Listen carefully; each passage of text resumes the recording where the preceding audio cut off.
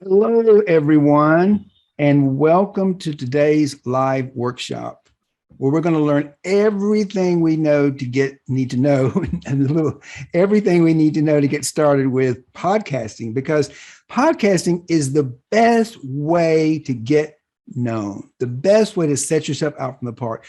Our coach, Kelly Roach, who's the Millionaire Maker coach, she's helping women, mostly women, turn their lives into becoming millionaire entrepreneurs.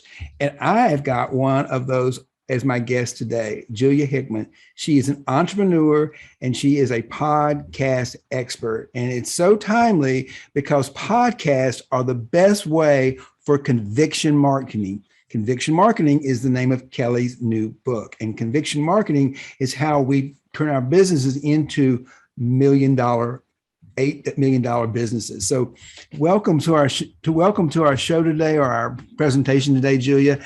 I'm so glad that you're here, and thank you so much for coming on and talking to our community about podcasting. And we're just going to go with the basics today. What do they need to know to get started? Because people, it's like everything else. People have the fear of the unknown. I mean, I was recently just started doing TikTok. I waited a month to go on TikTok. And then when I started doing it, it was really not that hard. But the fear of going on TikTok was so big that when I found it, I felt kind of silly. So I imagine a lot of people have a lot of fear around podcasting or starting a podcast because they've never done it.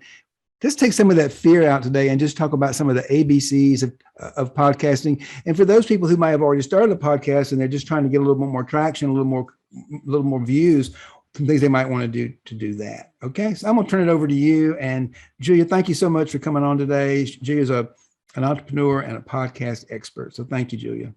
Well, thank you, Martin. Thank you for that little introduction. And you are so right. I think podcasts can be intimidating, especially if you're mostly a listener and you're not even someone who's been a guest on a podcast. But like you said, it is an amazing tool for building your expert status, for creating new audiences, for warming up those audiences, and like being able to get them to convert to your high ticket programs and services. It is really amazing. And we've seen this, you spoke about Kelly Roach. She's our coach, and same thing happened with Kelly, right? Like she started her podcast many years ago, and now it's in the top 10 in the marketing field, I believe. So it's one of those things that if you're looking to become a podcaster, or if it's one of those like, I wonder if I could do this podcasting thing, but I'm a little nervous. I don't know, like, are people going to actually listen, or what should my podcast be about? There can be so many questions and so many doubts about getting started. So I will kind of start with some of the basics and some of the things that I would encourage anyone to think about before you actually go ahead and start a podcast, because the thing is, it could be an expensive and time-sucking hobby. We don't want it to be that. We want it to be something that is enjoyable to you and something that helps your bottom line as well.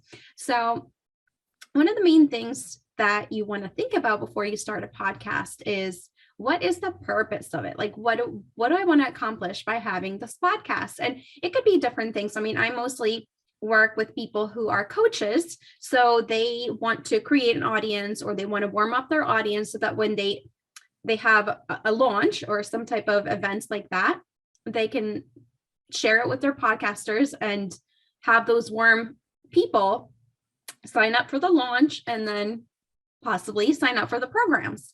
So that is a great way to use a podcast. But you can also start a podcast to create a movement. And for example, that's kind of what I'm doing now with my podcast. I started my podcast a little close to a year and a half ago now.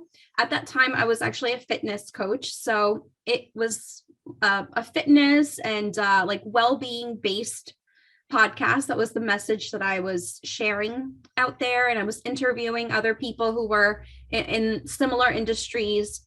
So it was all about helping women show up as their best selves through self-care and fitness.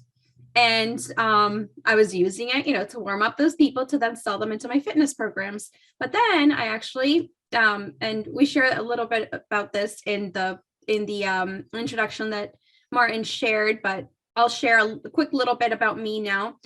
So I started my online career after I quit my corporate job when I was pregnant with my son.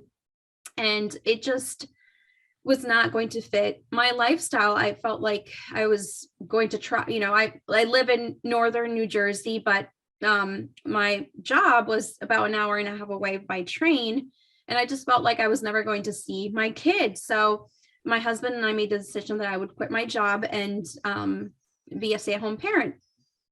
And it didn't take long for me to be like, yeah, this isn't it. And not that being a mom, being a stay-at-home parent is not a lot already, but I just felt like there was something more that I could do to help people. And at that time, it was helping people through self-care and fitness and, improving their relationship with food and being more self-loving towards themselves.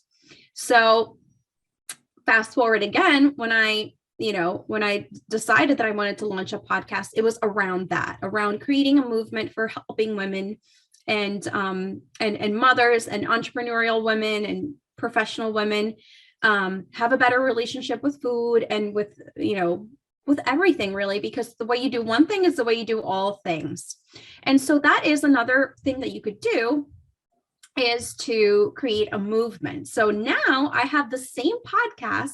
It's a little bit different now because I'm not trying to sell people into a fitness program, but what I am doing is I'm having these conversations with other experts. For example, I interviewed an occupational therapist.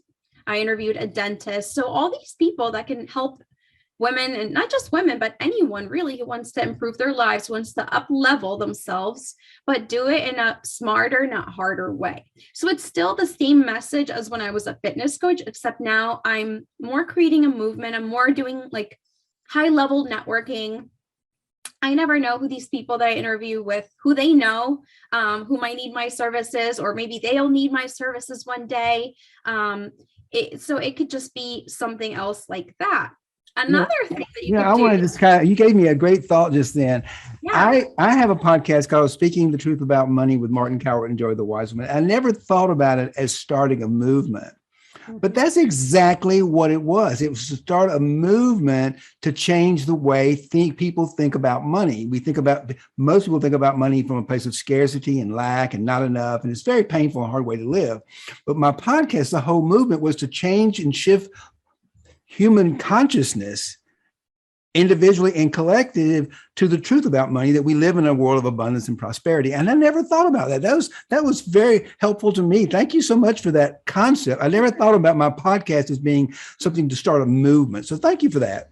Exactly. So it doesn't have to be like directly tied to ROI in terms of like, okay, I'm going to, have a weekly show, and then every 6 weeks, I'm going to be talking about this launch that I have. No, I don't talk about any launches because I don't launch anymore now. So that's another way that you could use your podcast for, is, that high level networking and, being able to interview people that you want to learn from, that you want to get to know better.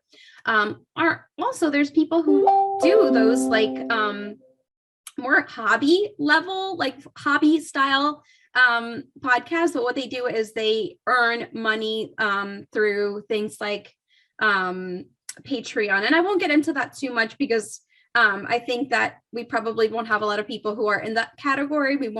I'm more interested in helping people who want to actually like make decent money from their podcast. But I just wanted to point out the different ways that you can kind of like use your podcast and how you can position your podcast.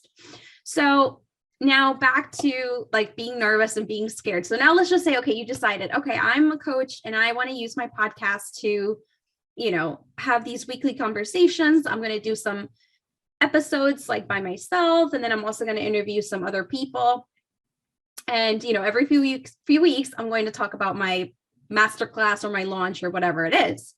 So now you're like, okay, but how do I make this a profitable podcast? How to make sure that people are tuning in and listening?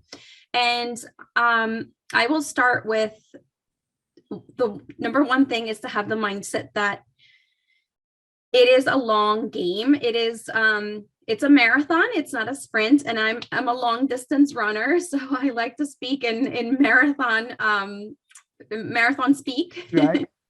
So it's definitely, about pacing yourself. It's definitely about, when you're running a marathon or you're running any kind of race, you're fueling yourself, you're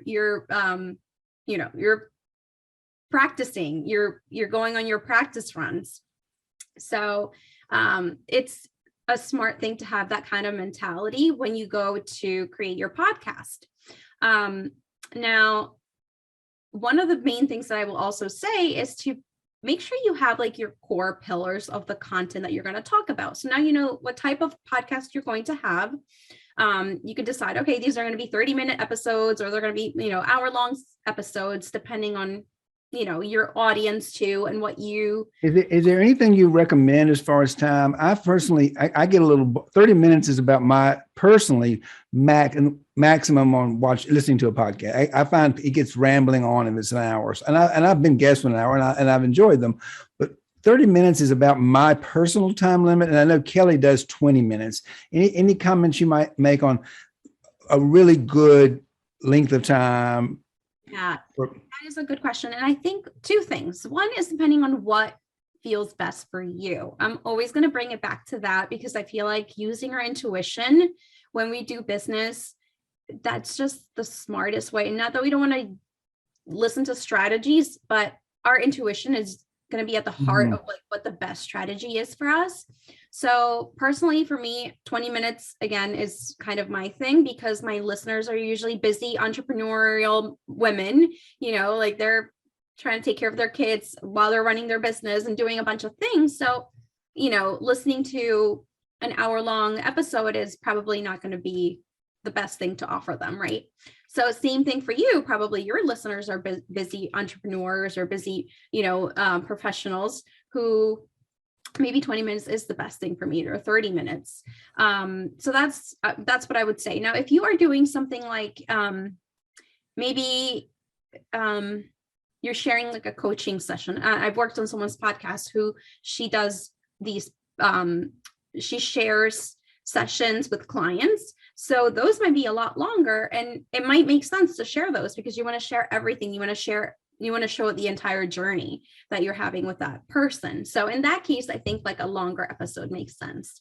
So yeah, it's about what feels best for you, and then also like what your audience would resonate more with. Okay, thank you. Yeah. And okay, so then it's also knowing about your core pillars, because then that's how you're going to create your content for your podcast, and how you're going to know who you want to invite to come onto your podcast. And I will say that your podcast can actually be the core, like your core marketing tool. So here's how that could look: is, you create, you think about your topics for the rest of the month. Let's just say April, right? So you think about, okay, each week I'm going to talk about this, this, and this, and you record, and you can batch record, maybe not all 4 in one day, but maybe, every couple of weeks you do 2 episodes. And then what you can do is you can take the transcription of your episode. You have a blog post right there. You can take mini bits of content out of your out of that transcript or out of that blog post, and create social media graphics, which now helps you be able to promote that podcast, because that's one of the main mistakes that I see people is they don't promote their podcast. They share a link. Okay, my podcast here's the latest episode, and that's it. And you really should be for every piece of content that you share, you should be promoting it 2-3 times.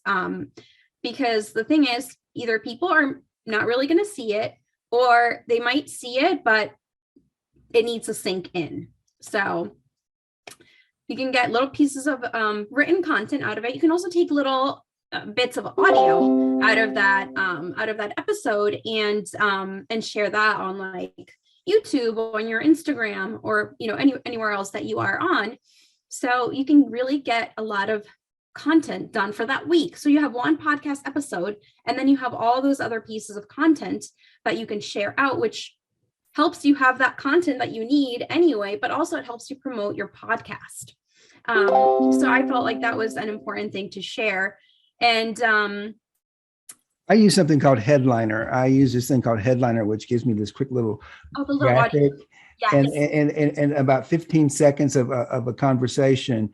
And that's what I use to kind of grab the attention on the post. And I'll say, check out my latest episode of my podcast where I interview a millionaire maker, Kelly Roach, talking about how to become a millionaire or something like that. And it's just maybe a 15-second little blurb of Kelly just talking, and it gets kind of the curiosity that people want to click on the site.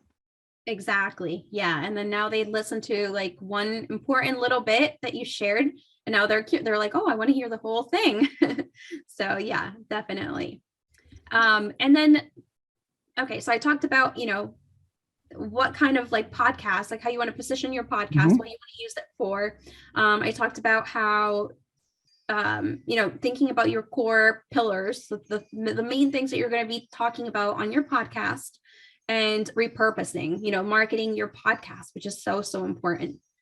And then the last thing is also to make sure that you are going on other people's podcasts to promote your podcast, because if someone is already, for example, Martin is going to be a guest on my podcast. So if Martin comes on my podcast and he says, we wrap up our interview and Martin says, okay, now, if you want to learn more from me, you can come to my podcast and it's, X, Y, and Z. People are going to be like, oh, well, I'm already on my podcast stuff. So, okay, let me find that podcast and go and listen.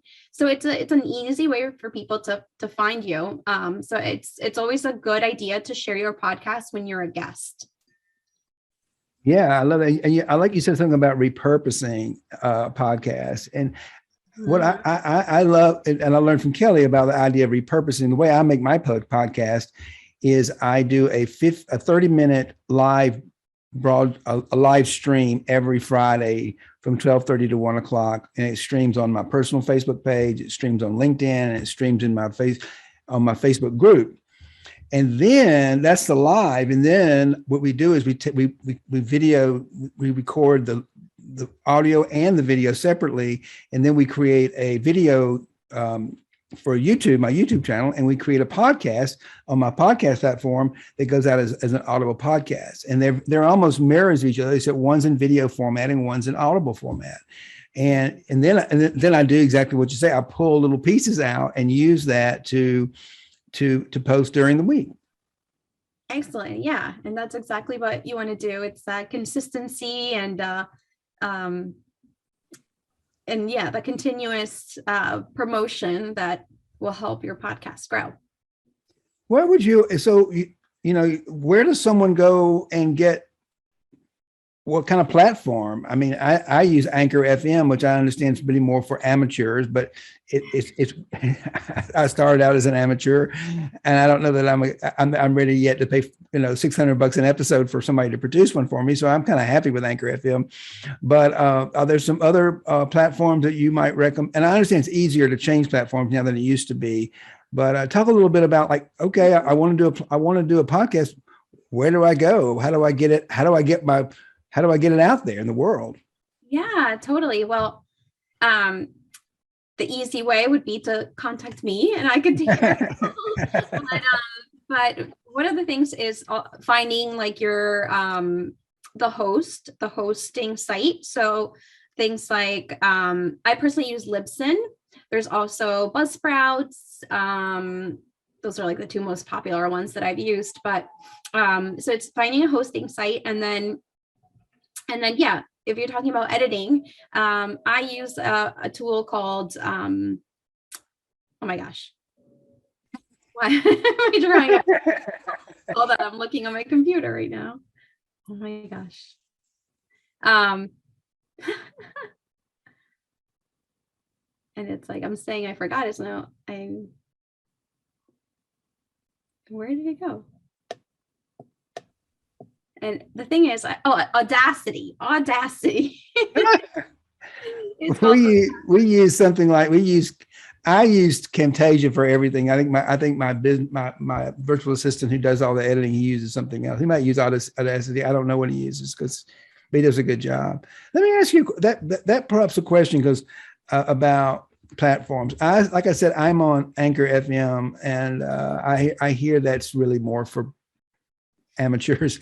And I think I am moving into a different category of professional. I hope so. I've been doing this for a while. how would you recommend, what would be a tip on going to a more sophisticated site like Libsyn or something like that? How would you do that?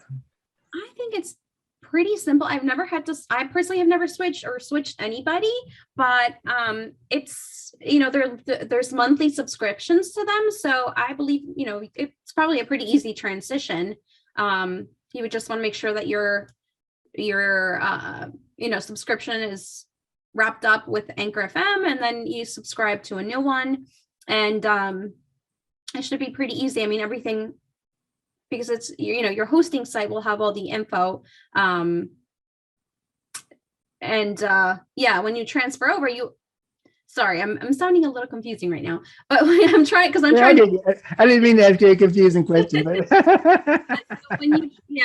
it's, I've never, okay, I'm not going to try to tell you something that I don't really know. So to be honest, I don't really know how that would work, but I can't imagine it being super complicated, because using something like Libsyn, it's pretty simple. I mean, it is, if you log in and you don't know what you're doing, it could be confusing, but it is, it can be simple. And especially if you're doing it often, it becomes pretty easy to figure out. So yeah, I would imagine, I say, if I were to go over to Libsyn and say, I want to subscribe to your platform and move away from Anchor, can you help me? I bet you $1 million they would be more than happy to get a tech person on the phone and say, this is exactly what you do step by step. We would love to have you as our new client and new customer. And here's what you have to do. And let us help you do that.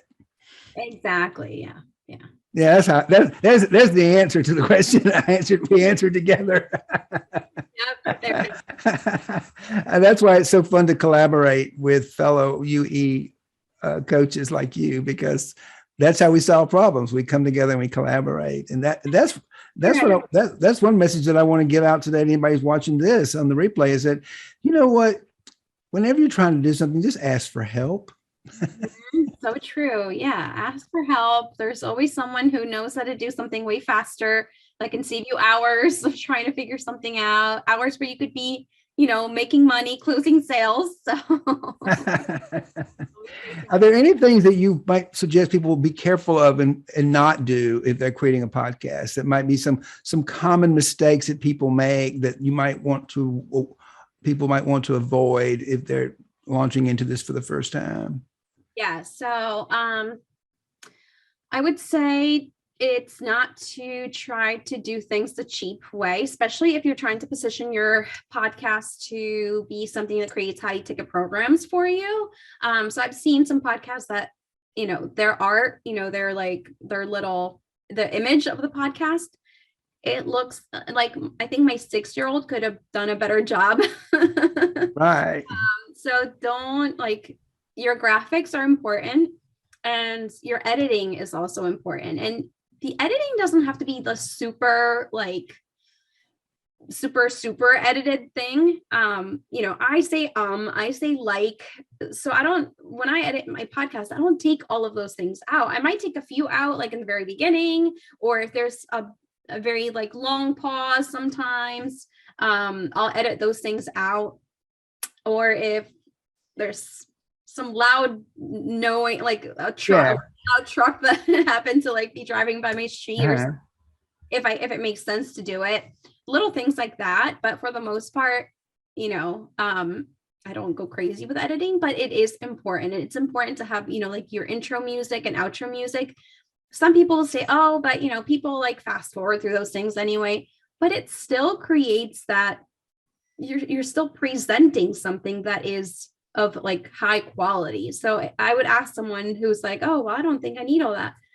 Well, if you're not willing to make your product, your podcast, this, something that looks like it's premium, how can you expect to sell something that's premium, So I completely agree. And you know what? And Canva today is such an easy tool to create really powerful graphics. It doesn't take a lot of money or effort to create a nice looking podcast cover and graphics as well. And that's what's going to get people's attention, I think, right? Totally. Yeah, it definitely helps. Yeah. So you want to make sure you have some good graphics. You want to make sure that anything else you find people try not to do any no-nos or where you might get into trouble? I don't see anything about getting in trouble. Oh, there, one little thing that comes to mind about getting in trouble is, so when you select like your podcast type, so when you're going into like your hosting site and you're selecting like, okay, your podcast is in the learning field or in the fitness and health field, whatever field it is, it will say, there is an option where it says like, okay, do you have explicit language in your podcast? So that's one thing that someone can actually get in trouble for. So if you put no, and then either you start, cursing in your podcast, or you have guests who come on and are cursing, you could potentially get in trouble for that. So if you got an adult audience and you're an adult and you're talking to other adults, you might want to say that you could have explicit content sometimes. Exactly. So if you like to throw the F-bomb around a little bit, maybe just put explicit just to be safe. I like that. That's exactly the kind of things that I need to. I really appreciate it. I'm going to go. I really think I'm going to see about up leveling to Libsyn and a little more sophisticated platform, just from this conversation today, because I think that it's like maybe it's time. I didn't quite understand why I've heard that Anchor FM is not the best for professionals. It was more for hobbyists, but if that's a perception, I want to be, perception is everything sometimes. So I want to be careful of that. Totally. Yeah. Well, take a quick look. And if you have any questions, you can always ask me. I'm happy to help. Okay, I'll do that. Anything else you want to give us today? And we normally have some time here for Q&A, but we don't have anybody here. So this is the thing, is if you're watching the replay of this workshop today and you want to find out some more, please, we have more people who watch the replay than actually come live. That's just the reality in the world today for us. And so if you're watching the replay, please make a comment in the comment section, or send me or Julia a direct message and ask us a question, and we'll be happy to. I know she will, and I know I will be happy to. I'm not sure I'm a podcaster, so I'm not sure I can answer the question, but we'll get back to you, because we want this. This is a learning experience, and we think that we both really believe in podcasting as a way of the future, and conviction marketing and a way to get our message out. And we're doing this, and I do this for live because I want to make a difference in the world, and Julie does too.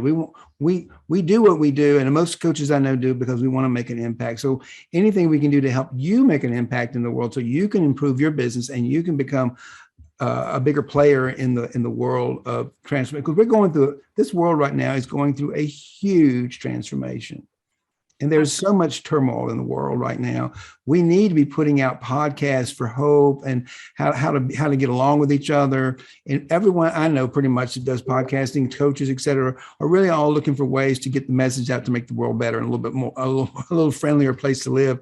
And those are words of comfort. So for me, for my podcast, I want to let people know I care about them, I'm interested in them, and that there's some hope for a better tomorrow. Really, is what I try to do. Yes, definitely. Is there anything else you want to add today to give to our listeners and our crickets that are watching us here with us today? Watching the replay, and if you have an idea for a podcast and you just want to kind of run it by someone else, feel free to reach out to me, and I'm happy to give you my thoughts. Or if you're already a podcaster and you are kind of scratching your head like, I don't know what else to do to make my podcast grow, same thing, feel free to reach out, and I'll see what I can come up with for you. That would be wonderful. And the best way for people to find you is through your Facebook group or your Facebook.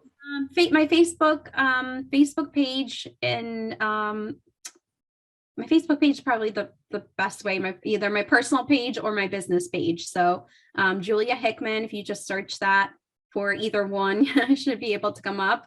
And yeah, happy to connect. Well, it's been so sweet of you to come in and give us this vital information about podcasting. It's so timely and it's exactly what the world needs right now. And And it goes off for people who are watching, or many of you are part of my Facebook group anyway, Financial Heart Space for Gay, Transgender, and Bisexual Men. And I also have another group that's for everybody. It's called the Financial Mystic Sanctuary. And so anybody can join those two groups and be part of our community, and would love to have you in there. So thank you again so much, Julia. And unless we have and we don't have anybody with us today, it's kind of fun. I'm going to let everybody go home early, and we'll just say thank you for being here. All right. Thank you, Martin. Thank you for having me as your guest. Thank you. Take care. Bye-bye.